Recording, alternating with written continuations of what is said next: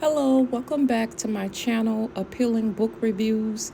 Today I will be reviewing the book titled Preparing for a Disaster, the one book you need to plan for emergencies. This book is by James D. Lee, Stevie Healy, Mark Lee. This book has a total of 13 chapters in the book, so we'll go over everything together. I will have to break it down into at least 4 parts so you guys can. I will make sure that I go over everything and make sure that I, give everything that I can for the book. Is preparing for disaster, tornadoes, hurricane, extreme weather, storms, earthquakes, volcanoes, outbreaks, disaster, terrorism, all that. I will break it down into at least 4 parts. It has a total of 13 chapters in this book. There are risks and costs to a program of action, but there are far less than long range risks and costs of comfortable inaction. And this is by President John F. Kennedy. With Prepare for a Disaster, this book will help you decide on what to do with forecasts and emergency and what choices to make when emergency happens, like making a plan. With making a plan, like if you're with a family or if you're single. If you're single, you could use your family as your family, your friends as your family if you're single. But the most important thing is having a plan, making a plan, like what to do, like temporary, relocating, like where you're going to relocate to. It all depends on which emergency that you're going through, but you can talk to your family or just do an individual thing by, setting up an emergency kit. You can even form a group or family and friends, but the key is just plan ahead, like make group decisions on identifying your group, relate by like blood group, your blood group, related friends, and your friends, and who's going to be like the leader of preparing. But the thing is about it is just preparing ahead, agreeing on how to make a group decision, like a plan to identify, like have like 2 people that will contact the people that's local if something was to happen, and contact the people that's like long distance, like the decision where the shelter place and or to evacuate. I told you guys that I will prepare with you guys, and I'm going to show you like on the other parts that I do, like the things that I have, but this is kind of where I'm at with the water, the canned goods, and the flashlight. But I will show you guys, and I will show you some more things that, that I'm doing for it. The next thing is communication, like your cell phone and different things like that. That's a way of communicating, is the cell phones. Yeah, they're saying cell phones locate your long distance contacts, your local and your long distance contacts. But for me personally, I would say a landline phone too would be good too, because the cell phones go out. You would you can have a you can have a landline phone. For those in schools and daycares, it says get a copy of their emergency plans and information that they have on case like if emergency happens at a school or daycare. Get a copy of their emergency plan.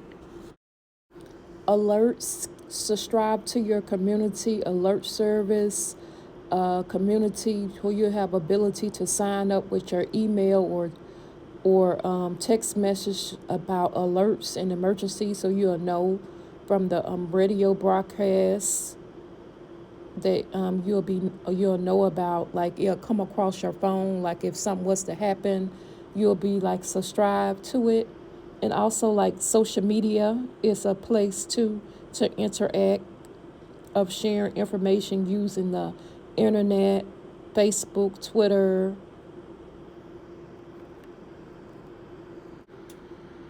If you are part of a group or a family, you need to find out where to meet.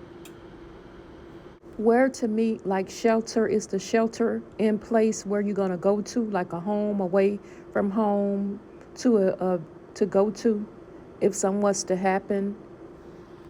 Building your own emergency kits, like your first aid, a traveling kit too, and just build your own. I would say build your own so you'll have your own things in place. Not necessarily, you may not necessarily be able to be in a group. It's good to have things around your house too where you can already, have it together. Like I'm going to show you guys the stuff that I have.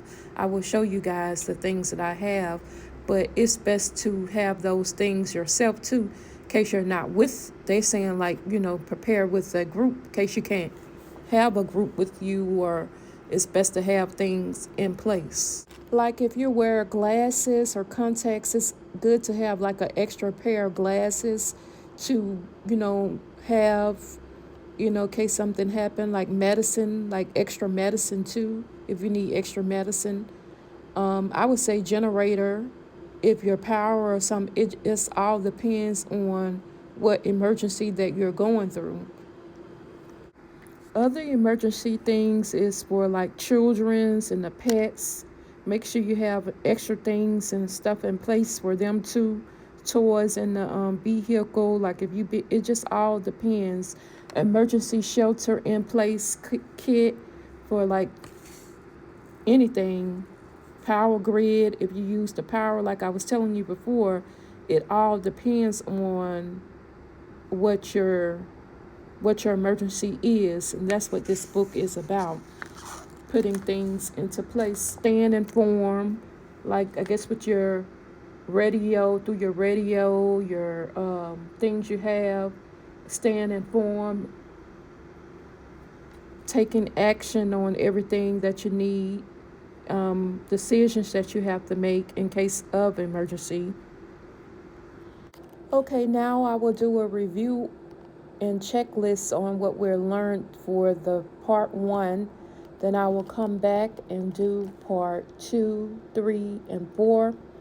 Keep in mind that this is a 13 chapter book, so I will, do the best that I can, but making a plan, choose your group, discuss your plan with your group, identifying local and long distance, identifying where you're going to evacuate to if something was to happen, agreeing on how to communicate, finalize your plan, build an emergency kit, build your own travel kit, build your own emergency shelter place kit, stay informed with social media, your TV, and what you're going to decide. Take action with your plan on where you're going to go. It depends on what you're gathering your group. Do what you have to do with your pets and different things like that. Pet supplies. It's good to have things in place for your pets too, just like your children's things in place. And a communicating in action and evacuating long distance, contacting, and making a good choice on, where you're going to go with everything. So this is the part 1, like things that you would need to seal a room, plastic, duct tape, in the air, in case you have to seal things. So this is communicating action. So this is a review that I did with you guys, and I will be back with part 2, and then I would try to make it into 4 parts, but it is like 13 chapters. So I'm going to try to make it into 4 parts, and I'm going to also show you guys what I'm doing too. So thanks again for watching. Don't forget to like, comment, and subscribe.